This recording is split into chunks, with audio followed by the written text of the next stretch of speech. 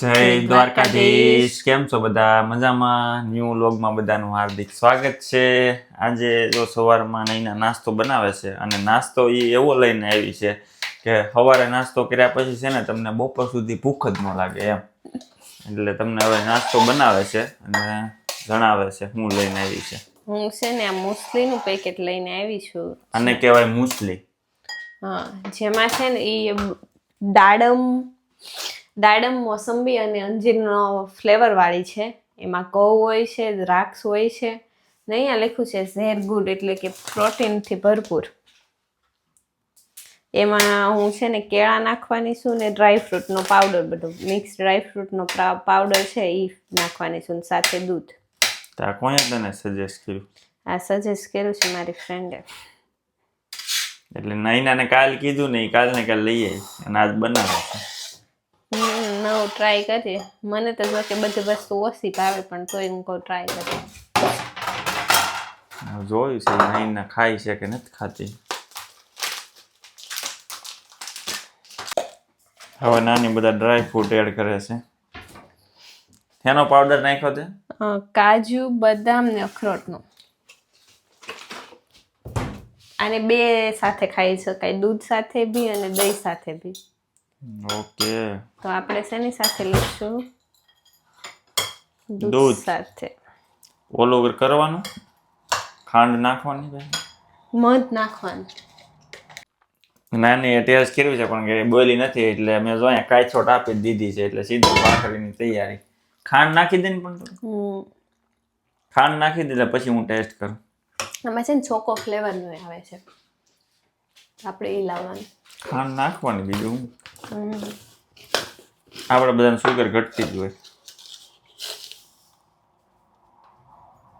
તો તે પૂછ્યું નતું બધું કેવું લાગે? હું નહીં, મોડું જ લાગે પણ એ કે ખાઈ લેવાનું એક વાટકો એટલે છે ને પેટ ભરાઈ જાય.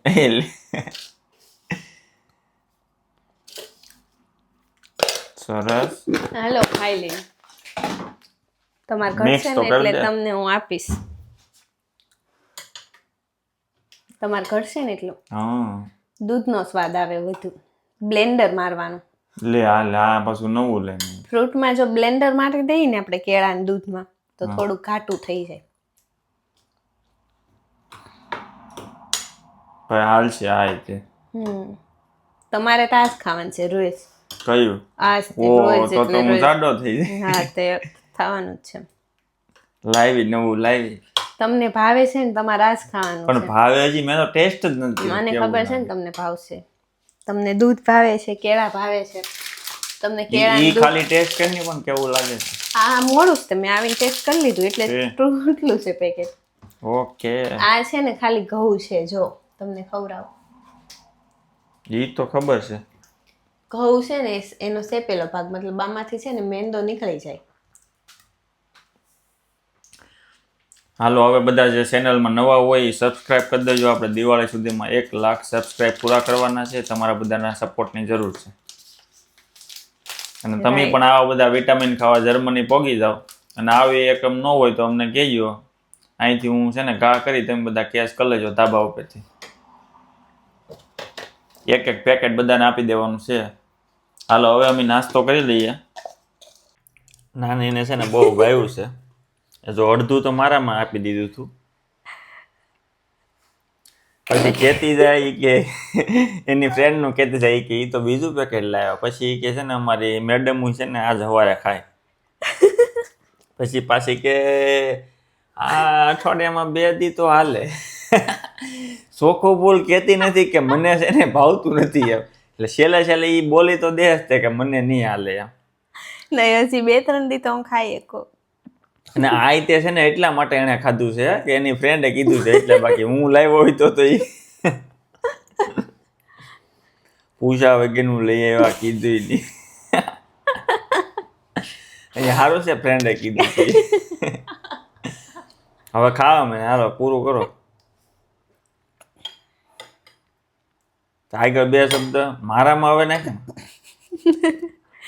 આપણે એવું ટ્રાય કરશું કે આ પૂરું થાય. તમારે આ જ ખાવાનું છે એટલે પેકેટ પૂરું થઈ જાય.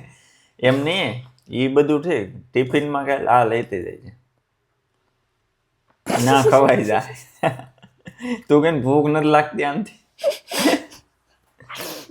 લઈ ગયો તો હું ટિફિન ખાવા જ ન જાઉં. હવે વિડીયોમાંથી જ કહી દે ને કે વિડીયોમાં જ કહી દે ને કે તને ભાવે છે હજી. હું તો કહું તો શું કે હજી 2-3 દિવસ વીકમાં ખાઈશ. હા હજી માનશે તો નહીં જ તે કોઈ હમ. કોઈ નહીં ખબર પડે કહી દે તમને.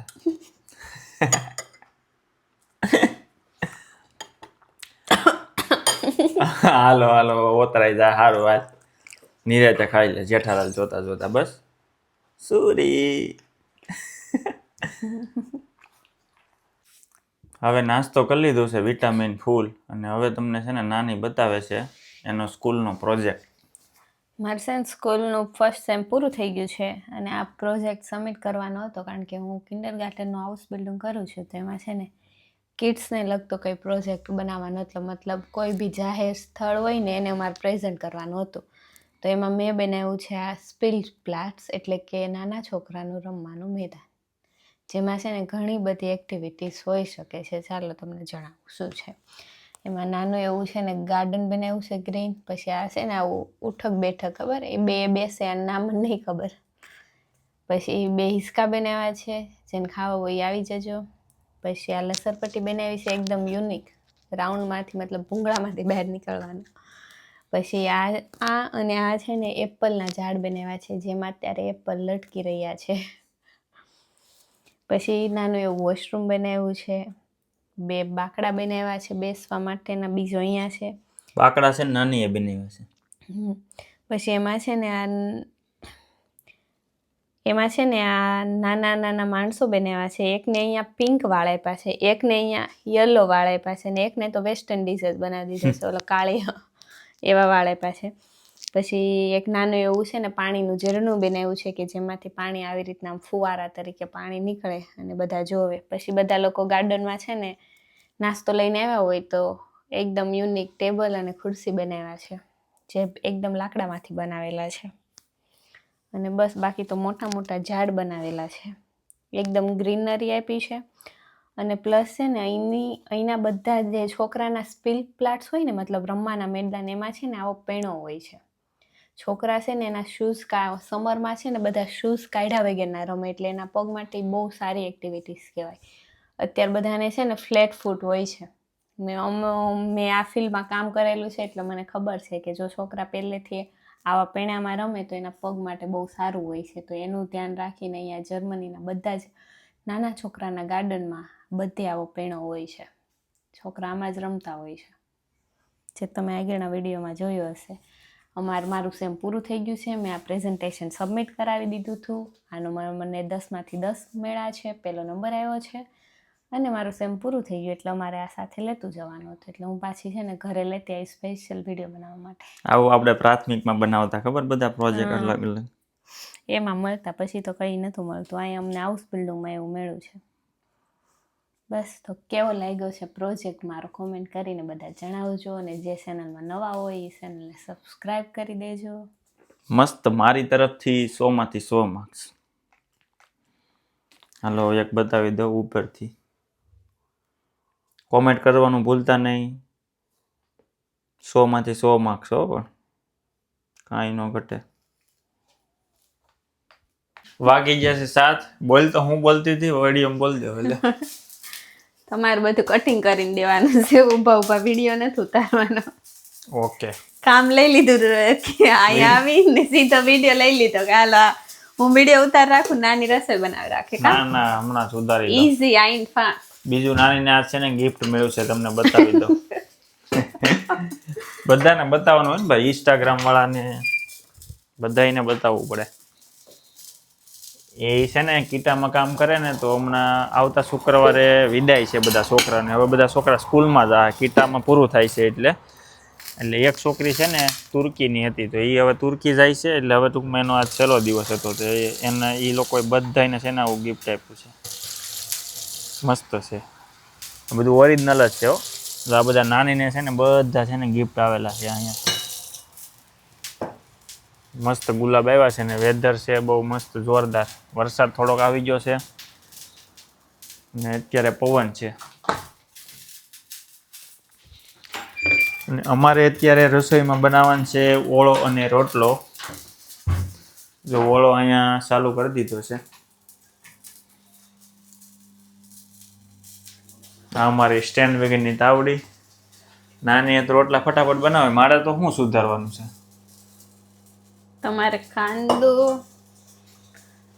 કાંદો એક, અડધું ટમેટું, મરચાં તો છે નહીં, લસણ ને આદુ થોડુંક, લસણ આદુ ને પેસ્ટ, એની પેસ્ટ ને એક કાંદો, ટમેટું અડધું ટમેટું.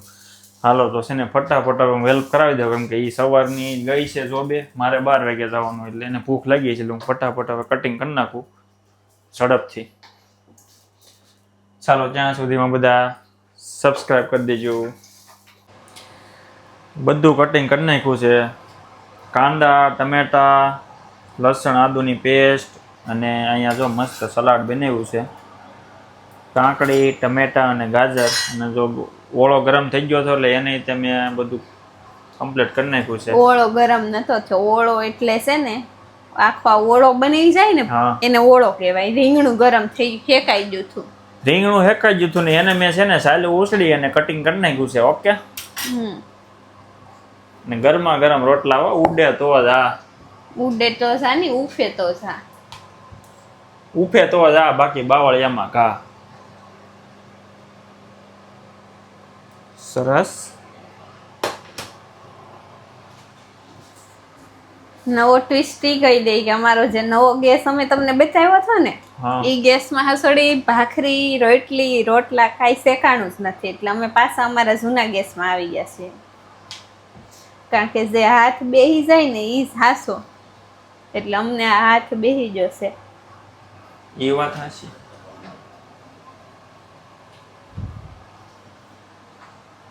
બાકી હું નવીનમાં જો ઓળો બનાવ્યો છે, ટિફિનની ભાખરી બનાવું છું.